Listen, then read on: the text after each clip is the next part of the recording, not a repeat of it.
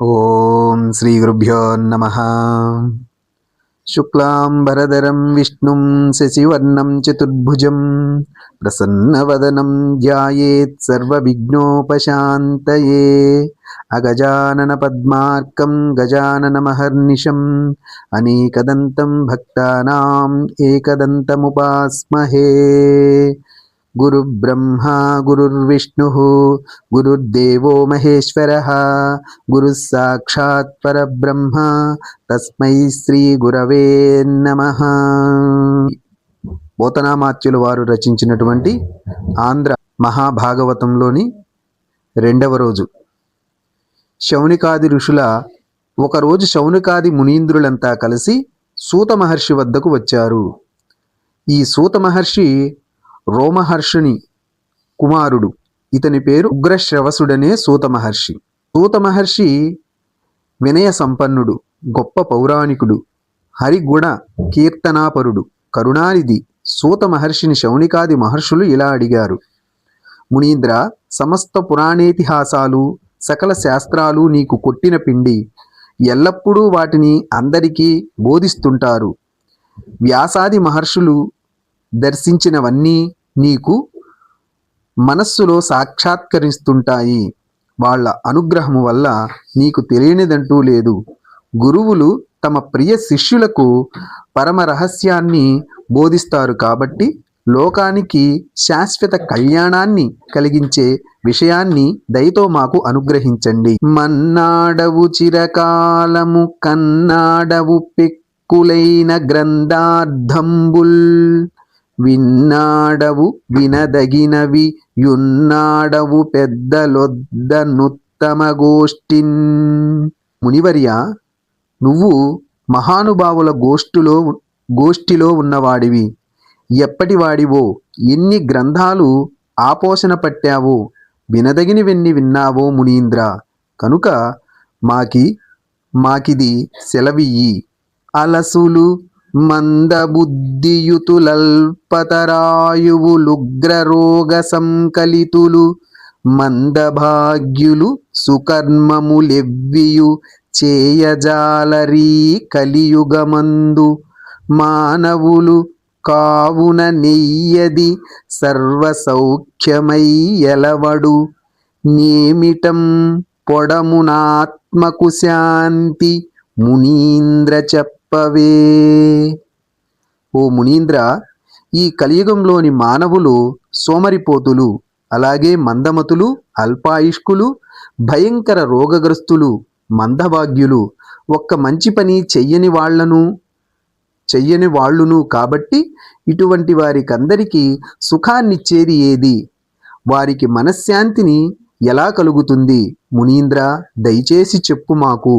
సకల ప్రాణులకు సుఖాన్ని వృద్ధిని కలిగించి సంసార బంధాన్ని త్రుంచి మృత్యు భయాన్ని పరుగుపెట్టించి తన దివ్య పాద తీర్థంతో పావనత్వాన్ని పంచి శాంతిని ప్రసాదించిన దేవకీ వసుదేవుల పుత్రుడి దివ్య కథలను వినాలని మాకు కుతూహలముగా ఉన్నది. భూషణములు వాణికి నగపేషణములు మృత్యుచిత్ భీషణములు హృత్తోషణములు కళ్యాణ విశేషణములు హరిగుణోపచిత భాషణముల్. ఓ మహర్షి, శ్రీహరి సంభాషణలు వానికి భూషణాలు. పాపపేషణాలు అంటే పాపాలను రూపుమాపుతాయి. మృత్యువు మనస్సుకు భయము కలిగించేవి. హృదయానికి సంతోషణాలు, మంగళకరాలు. కాబట్టి మధురాతిమధురమైన మధురాధిపతి కృష్ణుడి కథల్ని ఆకర్ణించాలని మా కర్ణ పుటాలు తహతహలాడుతున్నాయి. కనుక ఓ పండితోత్తమ సూత మహర్షి, ఎన్నో జన్మల నుంచి రగులుతున్న భయంకరమైన పాపం అనే కారుచిచ్చు గోవిందుడి కథలు అనే అమృత వర్షము కురిస్తే తప్ప ఆరుతుందా చెప్పండి? పాపాలు అనే అరణ్యాలు హరినామ కథనం అనే దావాగ్ని జ్వాలల వల్ల భస్మము కావు. సంసార దుఃఖం అనే మేఘాలు వైకుంఠుడి దర్శనం అనే వాయువుల వల్ల తొలగిపోవు. సంతాపం అనే మత్తగజాలు కమలనాభుడి ధ్యానం అనే సింహము వల్ల నేల కొరగవు, అరిషడ్వర్గం అనే చీకట్లు నారాయణ స్మరణ అనే సూర్యకాంతికి తొలగిపోవు, పద్మనయనుడైన శ్రీహరి భక్తి అనే తెప్పతో తప్ప సంసార సాగరాన్ని దాటటం సాధ్యపడుతుందా? ఈ మాటలెందుకయ్యా ఓ సూత మహర్షి, మాకు ఆ విష్ణు ప్రభావాన్ని తెలుపవయ్యా. సముద్రాన్ని దాటాలనుకునే ప్రయాణికులకు ఓడ నడిపే నావికుడు దొరికినట్లు నువ్వు మాకు దొరికావు కదూ అని పదే పదే అడిగారు శౌనకాది మునులు. అంతా విన్న తర్వాత సూతుడు ఇలా చెప్పడం ప్రారంభించాడు. అన్ని ప్రాణుల్ని ఒకేలా చూడగల సర్వసంగ పరిత్యాగి విరాగి అయిన శుకయోగికి నమస్కరిస్తున్నాను. శుకదేవుడు అసమాన్యుడు, అలాగే మాన్యుడు. ఎంతటి మాన్యుడంటే ఒకసారి శుకమహర్షి ఒంటరిగా అడవిలో వెళుతున్నాడు. అలా వెళుతున్నప్పుడు శుకుల వారి తండ్రి వ్యాసుడు ఓ కుమారా కుమారా అని గొంతెత్తి పిలిచాడు. ఆ పిలుపుకు తన్మయత్వాన్ని పొంది వృక్షాలు సైతము ప్రతిధ్వనులు చేశాయి. అంతటి సర్వభూతమయుడు, తపోధనులలో అగ్రేసరుడు శ్రీ శుకయోగేంద్రుడు. అంతేనా, ఆధ్యాత్మికతను చూపించే దీపము, వేదసారము, అనన్య సామాన్యము అయిన భాగవతాన్ని సంసార సాగరాన్ని దాటుకునే వారికి ఆపన్నులకు ఉపదేశించిన విజ్ఞాన రమణీయుడు ఈ శుకనామధేయుడు. అందుకే వేడుకతో కొలుస్తున్నాను అని నరనారాయణులకు, సరస్వతీదేవికి, వ్యాస భగవానుడికి నమస్కరించి శరీర బంధాన్ని త్రుంచే గ్రంథమైన భాగవతాన్ని చెప్పడం ప్రారంభిస్తున్నాను వినండి అని సూత మహర్షి, మునీంద్రులారా, హరిభక్తి ఒక్కటే మానవులకు పరమధర్మం. అదే పరమాత్మను సాక్షాత్కరింపజేస్తుంది. నిశ్చలమైన మనస్సుతో హరిని కీర్తించినా, విన్నా, ధ్యానించినా కర్మ నశిస్తుంది. భగవత్ కథా శ్రవణం ఎన్నో పుణ్యకార్యాలు చేసిన ఫలాన్ని ఇస్తుంది. ఒక్కసారి కృష్ణ కథా మాధుర్యాన్ని మనస్సు రుచి మరిగిందా దానికి వేరే ఏవీ రుచించవు. హరి కథల్ని విన్నవారికి ఏ అశుభము అంటదు. నిశ్చలమైన భక్తి కలుగుతుంది. దానివల్ల సత్వగుణం ప్రకాశించి ముక్తి లభిస్తుంది. బంధరహితుడైన వాడికి ఈశ్వర దర్శనము లభించి తద్వారా అహంకారము దూరమై సమస్త సంశయాలు తొలగిపోతాయి. అప్పుడు కర్మలన్నీ నశించిపోతాయి. మోక్షప్రదాత నారాయణుడే. అతడే త్రిగుణాత్మకమైన తన మాయతో సమస్తాన్ని సృష్టిస్తాడు. విలాసంగా వివిధ రూపాలలో అనేక అవతారాలను ధరిస్తూ లోకాన్ని రక్షిస్తూ ఉండటం ఆ స్వామి లీల. కనుక మహర్షులారా, ముందుగా ఆ నారాయణుడి విరాట్ స్వరూపము గురించి చెబుతాను వినండి. ఆ భగవంతుడు అనంతుడు. సమస్త భువనాలను సృష్టించాలనుకున్నప్పుడు ఎలా ఉంటాడో తెలుసా? మహత్తు, అహంకారము, శబ్ద, స్పర్శ, రూప, రసగంధాలు అనే పంచతన్మాత్రలతో కూడి ఉంటూ పంచభూతాలలో భాసిస్తాడు.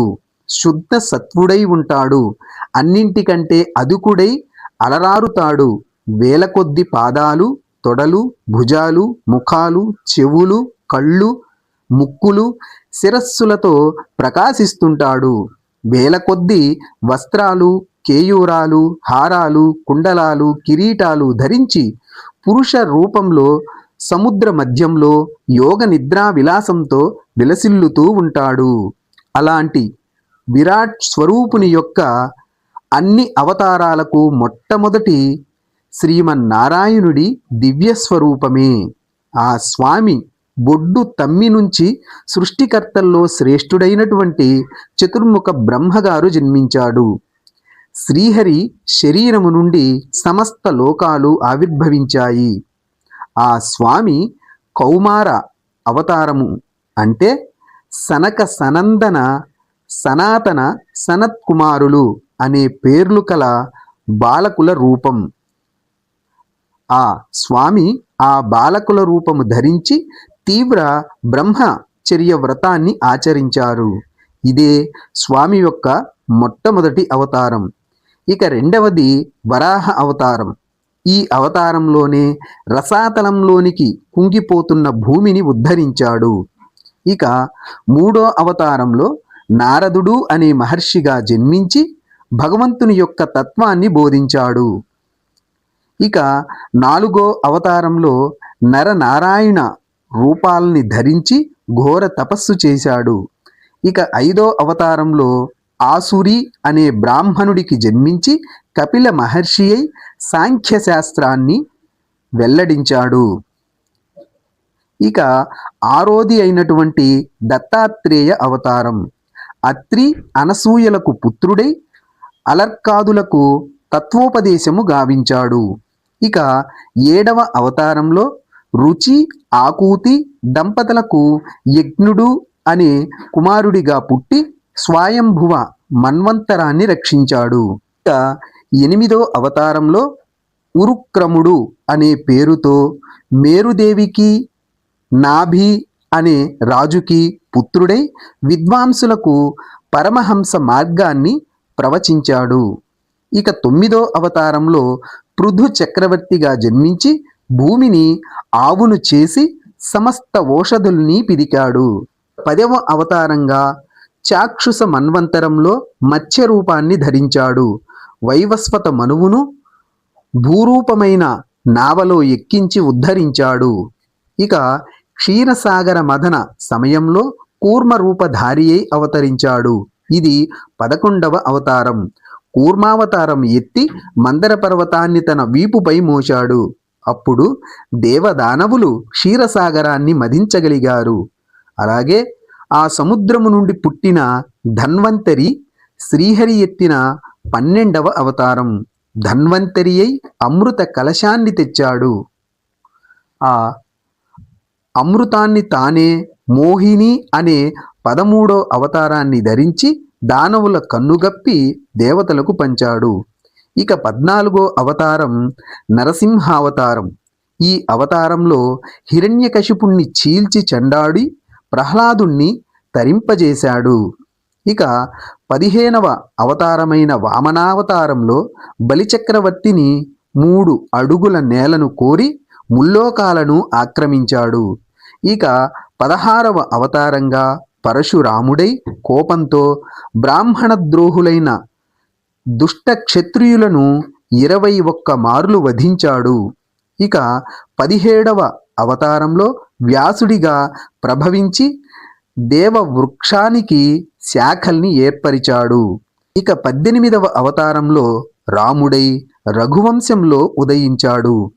ఇక 19, 20 అవతారాలలో బలరామకృష్ణులుగా యదువంశంలో ఉద్భవించి భూభారాన్ని తగ్గించాడు. 21వ అవతారంగా బుద్ధావతారం మధ్యగయా ప్రదేశంలో జినసుతుడై తేజరిల్లుతాడు. అలాగే యుగ సంధిలో పాలకులే చోరులై పేట్రేగిపోతుంటే విష్ణుయశుడు అనే విప్రుడికి కల్కి అనే పేరుతో ఉద్భవిస్తాడు. భగవంతుడైన శ్రీమన్నారాయణుడు ఎప్పుడెప్పుడు లోకాలని రాక్షసులు పట్టి పీడిస్తారో అప్పుడు ఆలస్యము చేయకుండా ప్రతి యుగములోనూ అవతరించి రక్షిస్తూ ఉంటాడు. శ్రీహరి జన్మ కథ అత్యంత రహస్యమైనది కాబట్టి దీనిని భక్తి శ్రద్ధలతో చదివిన వారికి సంసార దుఃఖము పోతుంది. అంతట బ్రహ్మానందము అనుభవములోనికి వస్తుంది.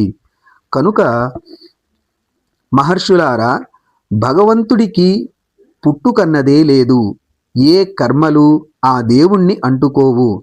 తన లీలా విలాసం చేతనే సృష్టి స్థితి లయాలను పరంధాముడు నిర్వహిస్తూ ఉంటాడు. ప్రాణులతో ఆత్మస్వరూపమై అందని స్వర్గమై ఇంద్రియాతీతుడై ప్రవర్తిస్తూ ఉంటాడు. స్వామి తత్వము బ్రహ్మాదులకు సైతం అర్థం కాదు. ఎంతటి తత్వవేత్తలకైనా సాధ్యమా? ఏ వంచన లేని నిర్మల భక్తితో స్వామి పాదపద్మ సుగంధాన్ని సేవించే మహాత్ములకే శ్రీహరి లీలా విశేషాలు అర్థమవుతుంటాయి. శ్రీమద్ భాగవతం భువనేశ్వరుడి చరితం. ఇది పరబ్రహ్మకు ప్రతిరూపం, సర్వ పురాణాలకు మేలుబంతి. పూర్వం వ్యాసభగవానుడు ఈ పురాణ తిలకాన్ని లోక కళ్యాణము కోసం రచించి తన కుమారుడైనటువంటి శ్రీ శుకయోగీంద్రుడి చేత చదివించాడు. శుక మహర్షి తాను చదివిన భాగవతాన్ని గంగా నదీ తీరములో మునుల మధ్య నిలచి ప్రాయోపవిష్టం అంటే ఆహారము మాని మరణానికి సన్నద్ధుడై ఉన్న పరీక్షిన్ మహారాజు కోరిక మీదట అతడికి ఉపదేశించాడు. శ్రీకృష్ణ నిర్యాణంతో పాటు ధర్మం కూడా నశించింది. అంతటా కలియుగం ప్రవేశించింది. దోషం అనే చిమ్మ చీకటి వల్ల దారి తెన్ను తెలియక కొట్టుమిట్టాడుతున్న జనులకు ఈ పురాణం సూర్య భగవానుడిలా భాషించింది. అప్పుడా పరీక్షిన్ మహారాజు వద్ద మునులు వింటూ ఉండగా శుక మహర్షి భాగవతాన్ని వినిపించాడు. వారిలో నేను ఉన్నాను అనగా సూత మహర్షి కూడా ఉన్నారు. అదే మీకు తేటపరుస్తాను వినండి అని అన్నాడు సూతుడు. అప్పుడు శౌనికాది మునులు సూత మహర్షిని ఇలా అడిగారు. సూత మహర్షి, అసలు ఈ భాగవతాన్ని ఎవరు, ఎప్పుడు, ఎందుకు వ్యాస భగవానుణ్ణి చెప్పమన్నారు? ఏం ఆశించి వ్యాసుడు దీనిని రచించాడు? దీనిని శ్రీ శుకుడు ఎందుకు పఠించాడు? పఠించిన దానిని పరీక్షిత్తుకెందుకు వినిపించాడు? అదలా ఉంచండి. వ్యాసుడి పుత్రుడు శుకుడు నిజమైన యోగి, ఏ మాయ అంటనివాడు కదా. పైగా అన్నింటినీ ఒకేలా చూడగలవాడని, పరబ్రహ్మ తత్వము తెలిసినవాడని, ఎప్పుడూ ఏకాంతంగా ఉంటాడని మేము విన్నాము. అంతేకాదు, స్త్రీ పురుష విచక్షణ కూడా ఆ యోగికి లేనే లేదట. అదే కాదు, మేము ఇంకొక విషయము కూడా విన్నాం. ఒకసారి ఏమయ్యిందంటే, కొందరు దేవకన్యలు ఒక సరస్సులో స్నానము చేస్తున్నారు. ఆ వైపు శుకయోగీంద్రుడు దిగంబరుడై వెళ్ళాడట. అతన్ని చూసి దేవకన్యలు చెలించలేదు సరికదా, వారు సిగ్గుపడకుండా కనీసము వస్త్రము కూడా కట్టుకోలేదట. ఇంతలో కొడుకును వెతుక్కుంటూ వ్యాసభగవానుడు అక్కడికి వచ్చాడట. అంతే, దేవకాంతలు వ్యాసుడిని చూసి సిగ్గుపడి చీరలందుకున్నారట. దానికి ఆశ్చర్యపోయాడు వ్యాసుడు. అందుకు కారణం అడిగితే వాళ్ళు, మహర్షి, నీకు కుమారుడికి స్త్రీ పురుష భేదము తెలియదు, నువ్వింకా ఆ స్థాయికి రాలేదు అని అన్నారట.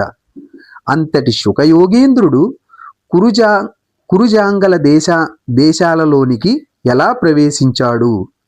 హస్తినాపురం పౌరులు ఆయన్ని ఎలా గుర్తుపట్టారు? ఈ మహర్షికి పరీక్షిత్తుకి కలయిక ఎలా జరిగింది? మరో సందేహం, గోవును పాలు పితికేంత కాలము మాత్రమే గృహస్థుల ఇళ్లలో శుకమహర్షి ఉంటాడని, అలా ఆయన నిలిచిన ప్రాంతాలన్నీ పుణ్యతీర్థాలని చెప్తారే, మరి అటువంటి మహానుభావుడు అన్ని రోజులు ఒకే చోట ఎలా ఉన్నాడు? ఇక భాగవతోత్తముడైన ఆ పరీక్షిత్తు జన్మ విశేషాలు ఏమిటి?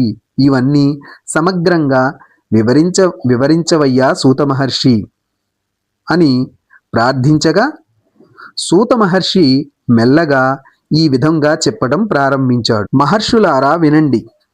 అది ఈ మహాయుగంలో మూడవది అయిన ద్వాపర యుగం ముగింపు సమయం.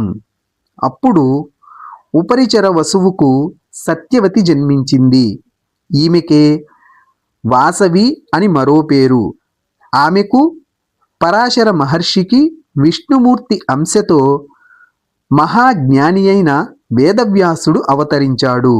ఇతడే విష్ణుమూర్తి 17వ అవతారం. వేదవ్యాసుడు ఒకరోజు సరస్వతీ నదిలో నిత్య కర్మలను ఆచరించి పిదప సూర్యోదయ సమయంలో యుగ ధర్మాల గురించి ఆలోచిస్తున్నాడు. కాల వేగం వల్ల లోకంలో యుగ ధర్మాలు సాంకర్యము పొందుతాయని, మానవులు దుర్బలులు, అల్పాయుష్కులు, మందబుద్ధులు అవుతారని అతడికి స్ఫురించినది. ఆ పరిస్థితిని చక్కదిద్దేందుకు ఏదో ఒకటి చెయ్యాలి, లోకానికి హితాన్ని కలిగించాలి. ఇలా భావించి వేదాన్ని 4 భాగాలుగా విభజించాడు. ఇతిహాస పురాణాలన్నింటినీ పంచమ వేదంగా పేర్కొన్నాడు.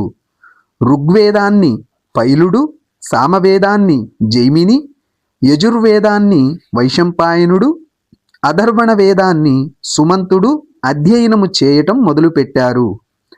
మా తండ్రి గారైన రోమహర్షణుడు వేదవ్యాసుడి వద్ద పురాణేతిహాసాలను అందుకున్నాడు. వాళ్ళు అలా నేర్చుకొని తమ శిష్యులకు, ఆ శిష్యులు మళ్ళీ తమ శిష్యులకు ఉపదేశించడంతో వేదం శాఖోపశాఖలుగా విస్తరించింది. వేద సారం అందరికీ అందాలనే ఉద్దేశంతో వ్యాసభగవానుడు మహాభారతాన్ని రచించాడు. విశ్వ శ్రేయస్సు కోసం ఎంతో చేసినా వ్యాసుడి మనస్సులో ఏదో అసంతృప్తి, తీరని లోటు. సరస్వతీ నదీ తీరములో కూర్చొని ఆలోచించసాగుతున్నాడు. శ్రీహరికి మునివరులకు ఇష్టమైన భాగవతాన్ని రచించకపోవడమే అందుకు కారణమని ఆయనకు తోచినది. ఇక వ్యాసుడికి మనస్సులో లేదు. అప్పుడు అతడి వద్దకు మహతి అనే వీణను మీటుతూ ఒక మహర్షి తానే స్వయంగా విచ్చేశాడు. యోగుల్ని పరవశింపజేసే హరి సంకీర్తన, దిక్కుల్ని కాంతిమంతము చేసే జటాజూట